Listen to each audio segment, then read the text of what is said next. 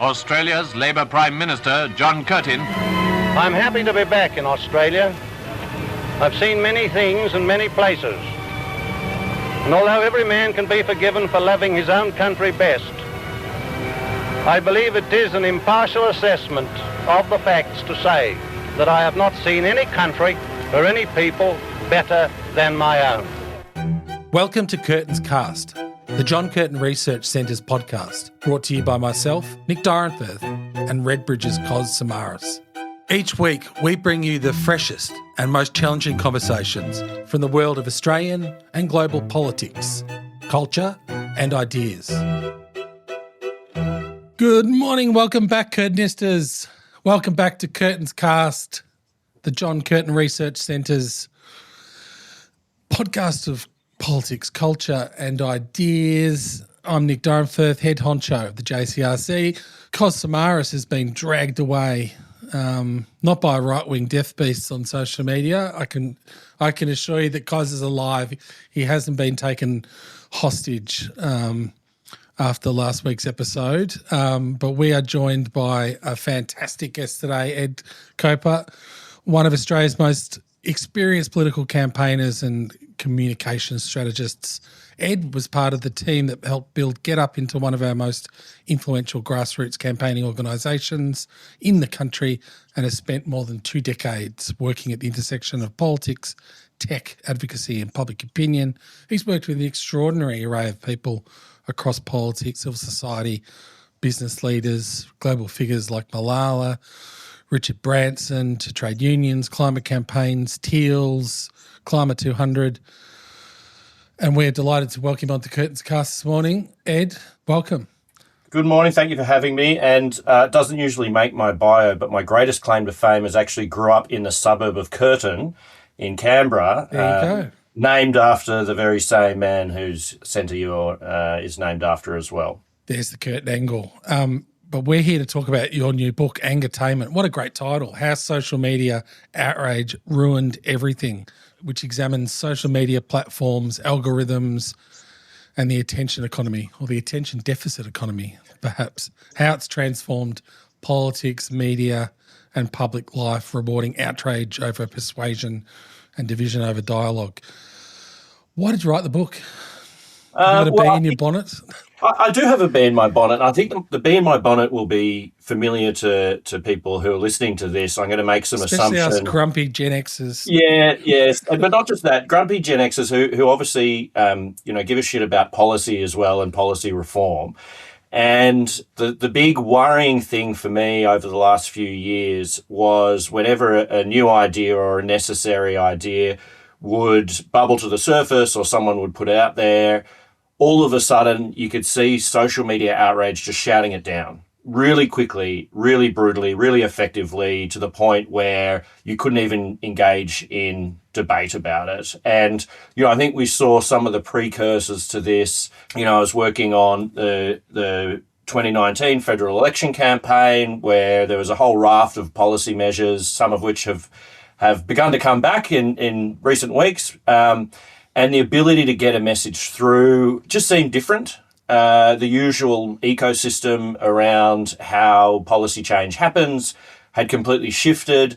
And then, of course, over the years since, it's just gotten worse and worse. And you look at somewhere like America, which has just descended into people shouting angrily at each other on the internet at the highest echelons of power, not just, at the grassroots level, but all politics from the top down and the bottom up is just conducted through whoever can make the most angry noise on social media. And so that's the real motivation behind the book, about saying to people, okay, don't just focus on the subject matter of an argument you're seeing.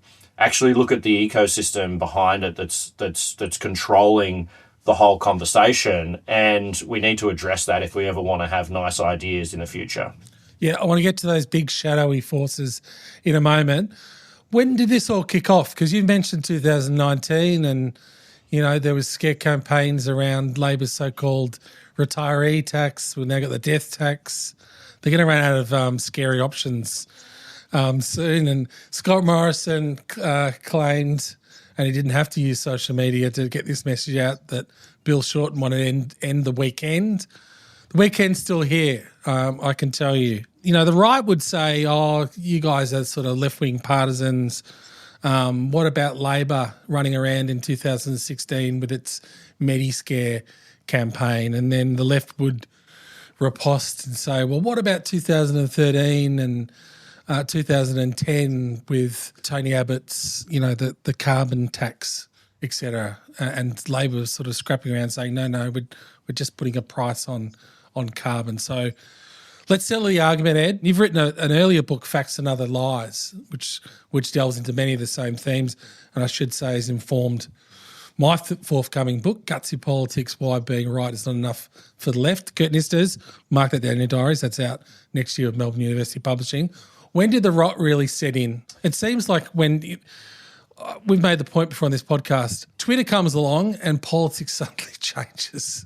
It hasn't been, there wasn't a single, catalyst moment in time. It's been a process because the more that people get their information from unhealthy news sources like unverified, creators on Instagram as opposed to, a newspaper, the more this effect takes hold. And so there's a few key moments in history that you can really point to. The earliest one being, back about 10 years ago or so now when the platforms like Facebook decided to change their algorithms to decide what information they would serve you rather than what information you just decided yourself to get. So that was when the kind of volume of information on social media got way too great for anyone to have a timeline. Facebook said, well, you're probably going to be more interested in this puppy photo than this, update that someone just joined a group. So we're going to give you the puppy photo. And that was really the biggest, moment in time that has led to where we are. And since that time, as more people have migrated onto these platforms as their primary news source, the effect has gotten greater. But also, as more information goes onto these platforms, in order to win the attention economy, you have to be more extreme. So that volume of information, as it increases, and everyone would know who's on social media now, there is a constant torrent of so much content out there. As that grows, the extremeness of what cuts through has to grow apace with that. And then on the political side, it's really getting paid. Yep. Yeah. So this is they're on a hamster wheel. It's like they're on a hamster wheel. Like they have exactly. To a lot of people don't dial up the outrage and the extremities of what they're saying. Exactly, and a lot of people don't realise that's just a really easy way to get paid. You get a lot of engagement on these platforms; they cut you a check, as well as getting a lot of followers, and you can find sponsors and partners and paid posts and ask your followers to give you money. All of those ways you can monetize this. So a lot of the political discussion that we see on social media is not from people who actually have that genuinely held belief. They are just trying to find whatever gets maximum attention on social media, and that will determine what their political opinion is. Now, this has flowed back to conventional politics and the way we do that as well. So if you look at the cycle of things through Australia, so, 2016, Mediscare, which was not at all a scare campaign, that was based on the reality of a lot of things that were happening, and led to Malcolm Turnbull giving us the Medicare guarantee because it was brutally effective as well. But that was largely, it started online, but then the narrative was really conducted in traditional legacy media. Flash forward to 2019, again, that was a very, on the coalition side, a very meme-driven campaign to attack Bill Shorten's policies, but that then bled out into how mainstream media viewed, the race and informed people's opinions. And there was a real watershed moment in Australia during the Voice of Parliament referendum where the techniques weren't particularly new in other parts of the world, but for a lot of Australians, it was the first time that we saw just it take over our own social media feeds, that type of misinformation, that rage baiting, hysteria, the outrage-based politics, stripped of all nuance, stripped of all facts, where we weren't talking about the policy change itself. We were talking about all sorts of other, kind of cultural issues in its place. So that was a real watershed moment for Australians to see it and experience it firsthand. Yes, rage baiting. What do you know? I really am showing that I am. I sometimes try and claim that I'm a Gen X cuss millennial, but I'm really a Gen Xer at heart. But I discovered rage baiting explicitly as a term a few months ago as I sort of traipse around TikTok, totally different universe. What's rage baiting? Because there are going to be people who are listening to this who may be older than us going, yes, what is rage baiting? Who might have fallen for it. What is Angertainment? Yeah, the people listening might have fallen for rage baiting and not even realised it. So this is, again, the tail wagging the dog on social media. So social media creates these really perverse incentives and gives people rewards for making certain type of content. And people realise this, and so they will put something out there, and the only goal is to get you to react. They don't care about whatever they're saying. They just want you to react, because whatever your reaction, whether it's to shout at them in an angry comment, to share it to your friends saying, hey, look how stupid this guy is, or just to like it or put an angry emoji on it, anything you can do feeds the beast. It gives engagement to that post and more people see it and it snowballs. And so you see, sometimes this can be really clever tricks that you don't even notice. Sometimes people might deliberately put a typo in what they're saying, really? Knowing that people will jump in and correct it. Or don't put an apostrophe, knowing that everyone on the internet loves, correct grammar where you don't, there, and people mix that up. And people do that deliberately. So it doesn't have to be political rage. It's just that rage you feel when you see something you disagree with and you want to you want to engage with it in some way. I'm now claiming to be a rage bait specialist. So I sometimes oversee our socials across X, formerly known as Twitter. When will we actually stop saying that, formerly known as Twitter and Meta? A couple of weeks ago, I deliberately put out a rage bait tweet, described COS as Australia's numero uno pollster and the nemesis of far-right social media grifters. I thought this is probably going to work, and it blew up, and we had a couple of 100,000 views on Twitter, 100,000 views on Instagram. So that perfect example. So that's good. That's good rage bait. Perfect example. And that's a really good look. Your instincts for rage bait must be finely tuned without even knowing you were doing it. Because the reason that's a good form of rage bait is maybe half the people who are seeing it will agree and half the people will disagree, and both sides will weigh in to say as much. And so those things are really effective. And there's a good example in the book that I tell about this account called Erica Marsh on Twitter, which had hundreds of thousands of followers, and she would say things that would really aggravate, the MAGA ecosystem, like, double vaccinated, I wear masks every day, just those types of things that really get under MAGA's skin. And of course, it turned out that she wasn't real and was most likely created by someone in the MAGA ecosystem just to give them something to rail against and to give them something to get really angry about. And her posts would get hundreds and hundreds of thousands of engagements, just proving the point. So there's so much of this stuff out there, and it's really effective. For both human reasons, as in we're just primed to react to things, and also platform reasons, because they are primed to reward things that we react to. So there was, I gave a really hilarious experiment with the Batuta Advocate a couple of weeks ago, where I just did a 60-second clip yelling at them about how horrible they were. I saw that. It was great. The thing has gone bananas. Of course, at the end of the clip, it's revealed as a joke, but nobody watched to the end, and there's hundreds and hundreds of comments just saying, this guy's an idiot, or you guys are great, or whatever the comment is. That just did brilliantly on social media because it's designed to have us yell at each other. It's very simple. Yes, I did the similar trick with the looks maxing movement. Do you know about the looks maxing movement? You I probably, do. yeah, I can't you say do. I can't say I follow its Bible intensely, but if your listeners don't know about the looks maxing movement, they would get They really heard about it a few depressed. weeks ago. Really It's depressed. nuts. No, they heard all about my accidental detour in the looks maxing movement, and they've heard about these blokes whacking themselves with hammers and getting extreme surgeries and taking steroids and making themselves infertile.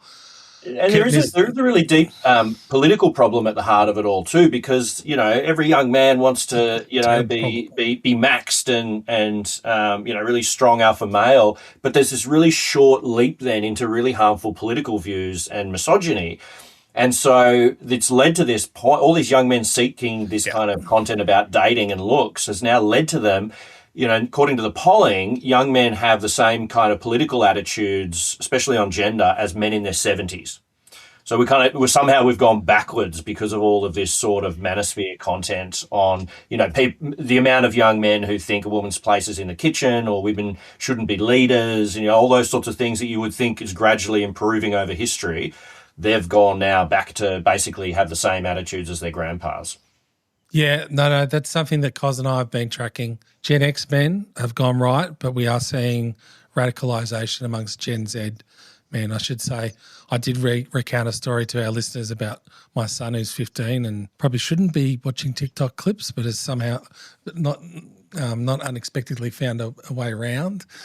And I did ask him about the looks maxes, and I said, "What do you think about these guys?" It was a leading question, Ed, and he said, "Dad, they're dicks."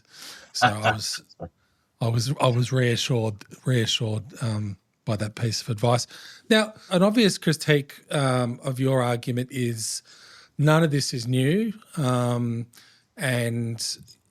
as you nodded to before, this is part of human nature. Like I said, Curtin says, apart from buying Ed's book, Angertainment, you should go out and buy Facts and Other Lies because it's a really good book as well.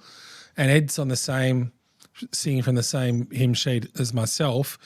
You made the point that we were sort of fooled into this rationalist delusion, which is as old as the Enlightenment. So it's a couple of centuries of this Enlightenment rationalist delusion that human beings are sort of rational calculator-like creatures, but that's not the way humans are hardwired. And it's not a bug. It's not a bug in our evolution. We feel first and then rationalised second. So on one level, people would say, well, what's really new here? But there is something new because it's not just a matter of Australians, and I think we're probably talking about people living in Western advanced, ostensibly materially richer societies, but there is something new that social media is actually, it's not just amplifying grievances which pre-exist, it's creating them as a form of entertainment.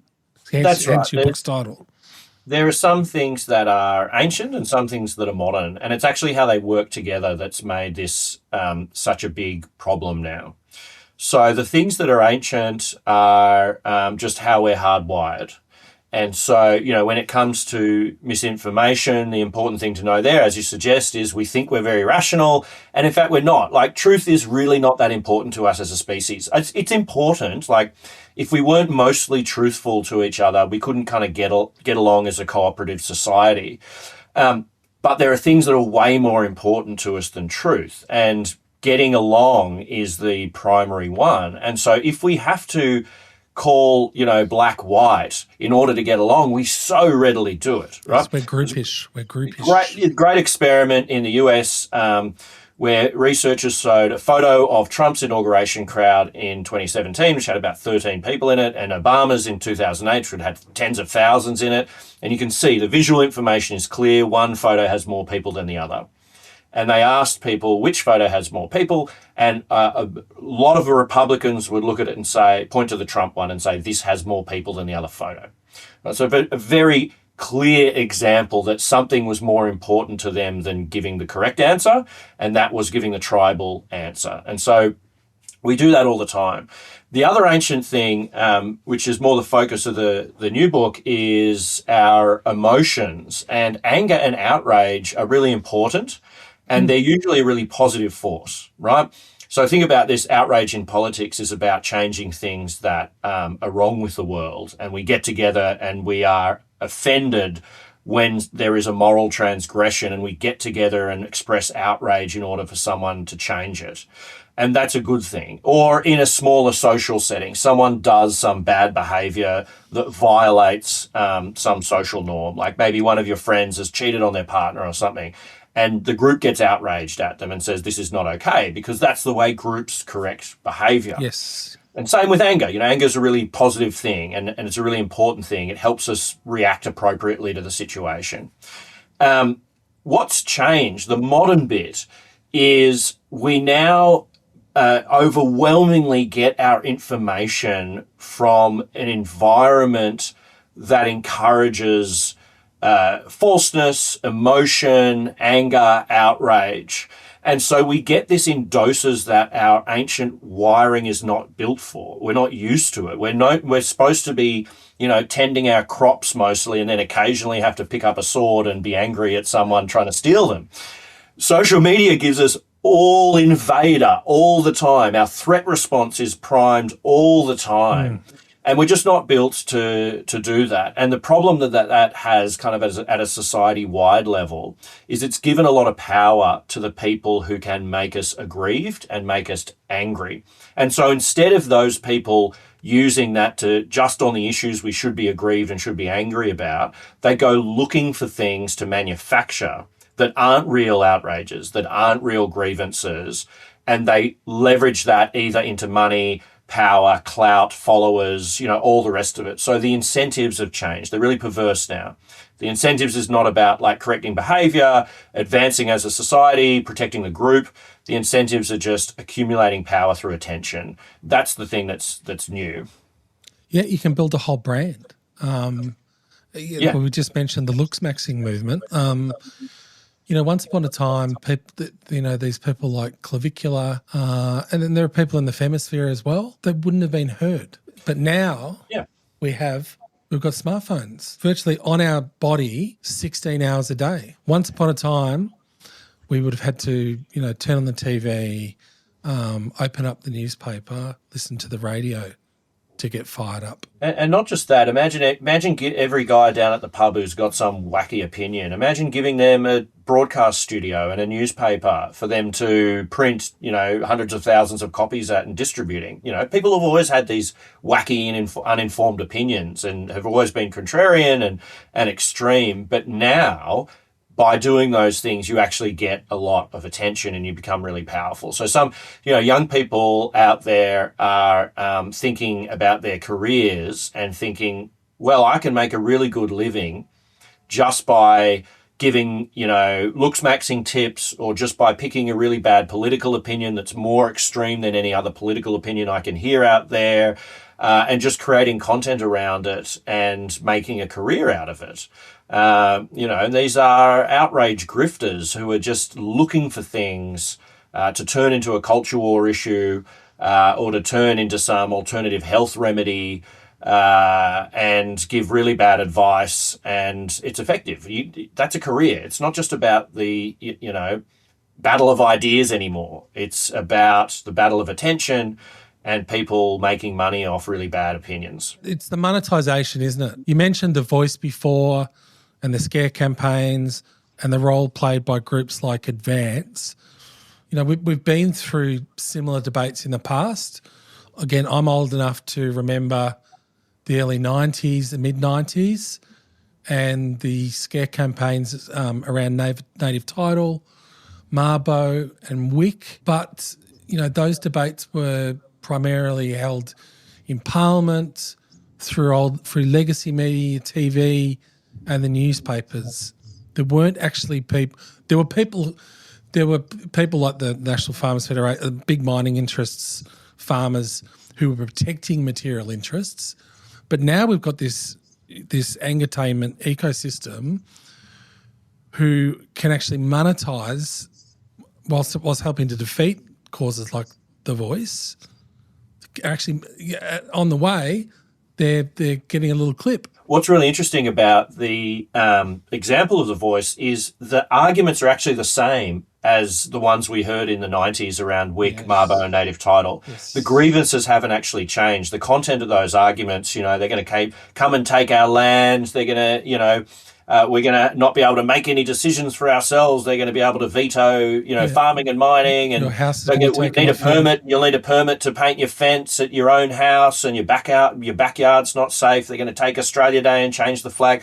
All of these things were the arguments wheeled out in the 90s unsuccessfully, and that's actually consistent, and they were the arguments wheeled out in 2023. But the thing that had changed was the scales were massively weighted in 2023 towards people who were saying those arguments, and so they won the day in a way that they didn't in the 90s, because there is incentives in traditional media ecosystem to not veer too far from the mainstream, not to be untruthful and unbiased. Now, don't get me wrong. Of course, traditional media was untruthful and unbiased. That was the era of, talkback radio and tabloids.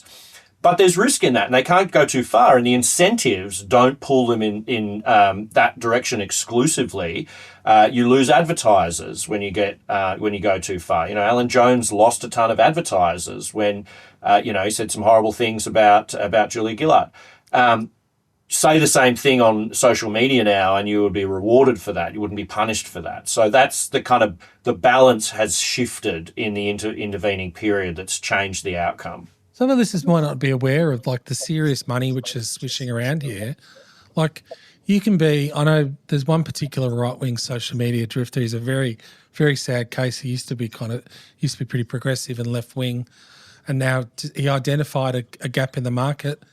He must be earning just from tweets and Facebook, $120,000 a year. Why bother getting, smart guy ostensibly? Why bother getting a degree? Why bother getting a job as a lawyer or a white collar professional when you can just sit on Twitter for 15 to 20 hours a day having fun? Exactly, and they do have a lot of fun, and they do make a lot of money. And it's also very damaging, I think, for these people in the long run. Yeah, absolutely. In the same way that if you're a young woman, staring at the housing crisis and education costs, why wouldn't you just start an OnlyFans account? And if that goes well, you can make $120,000 a month, let alone a year. There's all sorts of rewards out there for people to do whatever the internet rewards. And so on social media around political rage bait, they sit there all day, every day, trying to throw as much shit against the wall as possible and waiting to see what hooks attention. And as soon as it does, you'll see all of the ecosystem just kind of pile on that thing. So if you do a forensic analysis of some of the big outrages in the US on social media in the last 12 months, something like Cracker Barrel changing their logo, which became this enormous issue for a few weeks. It just Why? Because these outrage hunters tried to just try and make it a provocation, and for some reason that one stuck. I don't know why. This is just some things work and some things don't. Cracker Barrel had been actually modernizing its stores for months, and nothing stuck when they tried. And then it changed its logo, and they tried to provoke an outrage about it, and that one stuck. And so it just dominated social media for a brief moment, because once there's a drop of blood in the water, everyone just swarms straight on it, and that has a snowball effect on social media. And MAGA does this really well because they understand how this ecosystem works.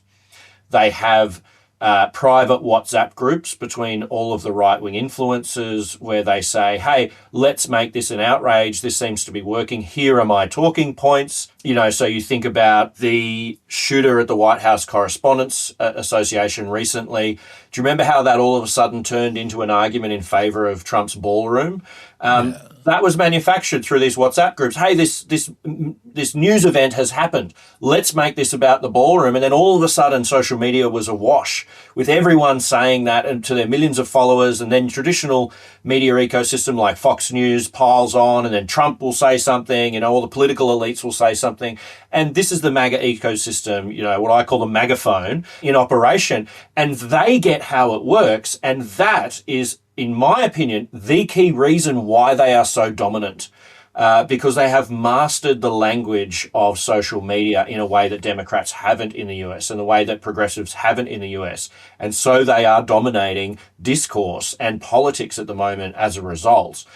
That's the big scary thing about Angertainment for me. When you crack the code, the keys to the city are yours. And so if we don't understand this as progressives, then we will get dominated by conservatives who do.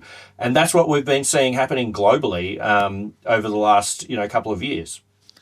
I guess, again, to come back to the question about are we reinventing the wheel here, and to come back to the manosphere and young men and political radicalisation. The core question is why are so many young men attracted to algorithmic rabbit holes? That's a great phrase. Andrew Tate is another really good example. But the fact that Andrew Tate or Clavicular and these other grifters exist, don't they exist because there is a market there for them? Absolutely. And the market is old, right? This is another ancient thing. And the ancient thing is teenage development for a young teenage boy goes through this period of self realization and insecurities and trying to fit in and trying to be cool as you find your place in the world, and you want to be cool, you want to be attractive, you want to be buff, you want to know how to be talking to women, and all of these things that are normal for teenage boy development. Those can be mined now for attention and monetization. And whereas if you carried on like a pork chop as a teenage boy, I can attest through personal experience, you were kind of slapped down back in your place by society. Right? You're not cool. You don't know what you're talking about. You'll realize this the hard way, and you'll have a life lesson that, you're just being a teenage boy carrying on, and, you grow out of it and find your place in the world. But now the same things that were kind of, shut down by society and the groups around you are rewarded. And those same teenage male impulses that come from a place of insecurity find a home, and you get all the toxic elements are amplified and rewarded. And you, as a teenage boy, you can shut out anyone who are telling you to behave like your parents or the teachers or whatever, and just listen to the people saying, no, you're really cool. This is really great. Keep doing these toxic traits. Keep working on, this idea of success in the manosphere is this depressing thing where you have financial success and a really good body and no friends. And, it's just a terrible, terrible, depressing way to be. But we've just somehow put them in an ecosystem that rewards all the bad parts of being a teenage boy and suppresses all the bits that, kind of reintegrates them back into society when you go through very normal developmental phases. So what is to be done? I sound like Lenin writing a sort of early 20th century essay there. That was actually the title. What is to be done? Can we regulate our way? I mean, it's here to stay. So, Angertainment is, or maybe it's not here to stay. Is this a passing fad? Will we get over it? Do we need to regulate our way out of this problem? Should governments be looking harder at algorithms and the incentives, the platform incentives which are offered up? Yeah, all of the above. So it's a society-wide problem. Some of the issues are behavioural, some are technical, some are regulatory, some are political. And so we need to look at all of those solutions together, and no one in isolation is going to fix the problem. Overwhelmingly, the best thing we could do is in terms of platform regulation, because at the end of the day, as I say, the impulses are ancient. The modern thing is a system that rewards things that shouldn't be rewarded. So the type of platform regulation that prevents the platforms from letting people monetize things that are really harmful to society, that's a great place to start. There are other things that obviously need to be done as well in terms of individuals' ability to navigate the ecosystem here. So understanding when you see a piece of rage bait, don't engage. It's trying to get you to engage. There are things you can do behaviorally to actually build consensus and get along with people who disagree with us, and those things are really important to do. And then from a political point of view, this has really become a problem of the left losing to the right because of Angertainment. And so from a point of view of, if you want to prevent right-wing populism like One Nation, Reform, MAGA, and you want to advance ideas that actually make people's lives better, we need to change the way that we're doing politics, because it is ineffective. The old way of doing it is ineffective in the face of Angertainment. Democrats cannot get a message through in America because the way MAGA dominates this ecosystem. So how do we do that? There are things we can borrow from MAGA and others that actually are legitimate and are a good idea. Until we change the platforms, we are forced to deal with the way the platforms are. And so we have to tell stories that are built for the algorithm. We have to wrap it up in the entertainment part that MAGA's really good at. And we put good ideas into the entertainment part, not just bad ideas in the entertainment part. Provoke other emotions that get rewarded by the algorithm. And also, these things work best when people have grievances. That's the grievance that drives the outrage. Yeah. So from a policy point of view, we need to stop the increasing inequality in society that forces people towards the margins, and where they're going to be much more likely to latch on to extreme ideas because of economic and social dislocation. So there is a policy solution here as well. And we need to do all of these things at the same time. So very easy, really. You're right. MAGA, Trump, figures like J.D. Vance, they are dominating the Angertainment wars. Who's someone on the left, the centre left, or the left who you think best understands the internet and is fighting the good fight? I think in Australia, Peter Malinowskis is a standout example, and he's reaching a lot of the younger men who are potentially attracted to the siren song of the MAGA alt-right. Yes, and he looks like he's been looks-maxed himself, so always helps the algorithm. He's a very handsome man. They're unsurprisingly. I told him that he was a guest on the podcast about a year ago, and he got really embarrassed. Well, it helps the algorithm, so he should lean into it. Yes. Unsurprisingly, himself included, the people who do this well on the left are generally younger and are more digitally native and digitally savvy than others. Be savage and too. So it's just being digitally savage might also help as well. For the rage bait. And so you see, obviously in the US, there's a couple of really good examples like AOC and Zoran Mamdani, who have been able to translate policy ideas into really simple, accessible, internet-friendly content. There's the style element. There's how you tell these stories, and there's a substance element too, talking about the right things and talking about solutions that sound like they're going to help people's lives. So I think part of the problem, and we see this, in Australia a lot on the left, is when people are aggrieved, we go straight to the way that will solve their grievance, and the grievance politicians just reward their grievance and agree with it. They never offer any solution. Whereas we're often just offering the solution and never acknowledging the grievance enough.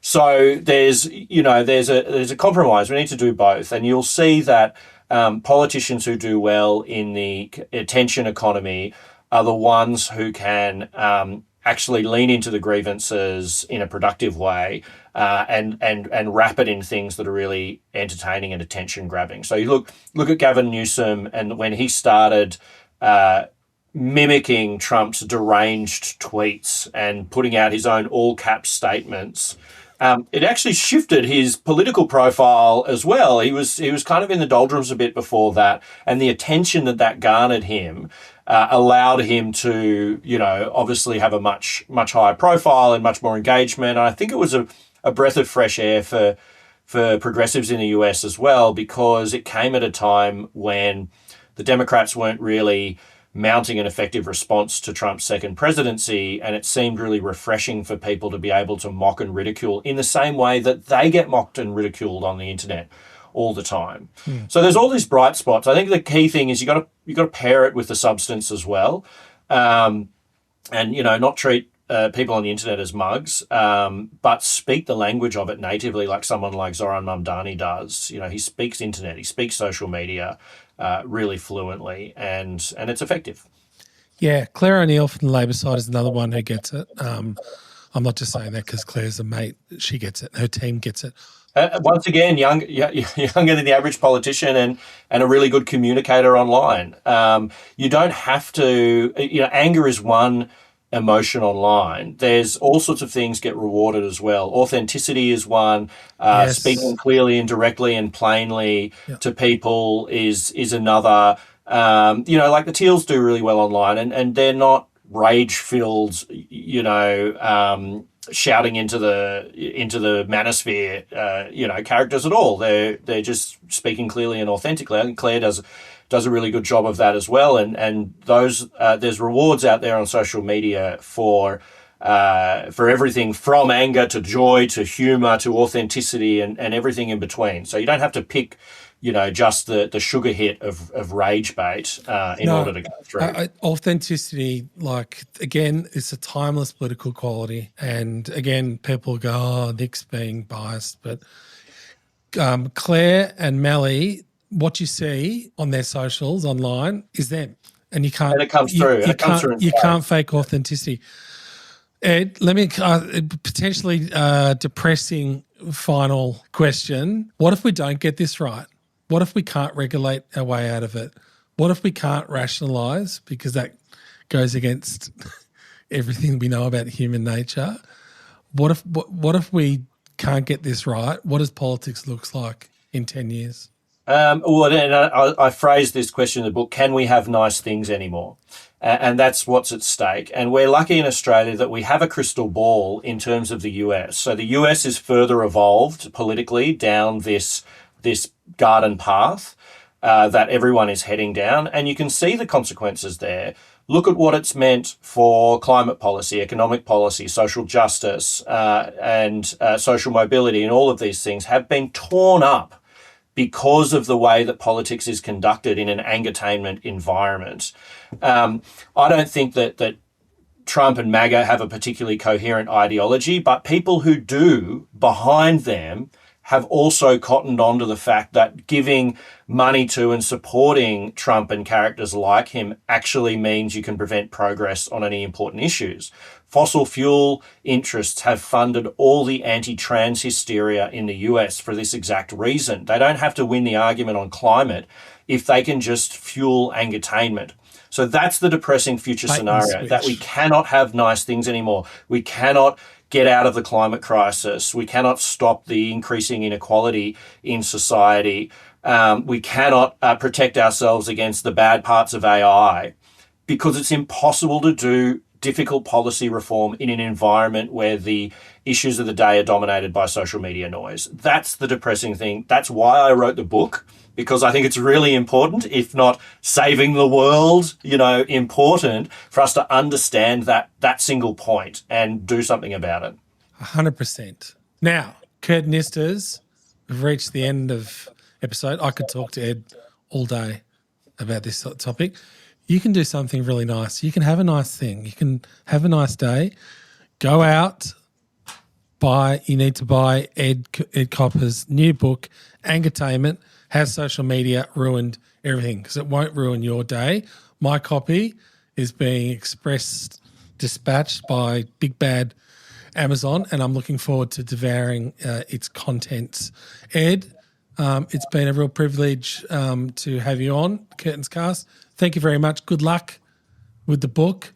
Good luck with fighting the good fight. Thanks, Nick, and thank you to you as well, and to Curtin and all of your Curtinistas as well, who I have no doubt are fighting the good fight in their daily day. So, yes, thank you. I encourage you to read the book because I think that your listenership will very much appreciate it. Yes, and they need to buy multiple copies from Definitely. all good bookshops, from online. Buy a book for yourself, for your mum, for your dad, for your left and right-wing mates. Even if you don't really mean it, you can rage bait them. So this is a positive form of rage baiting. Thank you, Thank you, Curtinistas. We'll see you next week. But for now, it's ciao, arrivederci.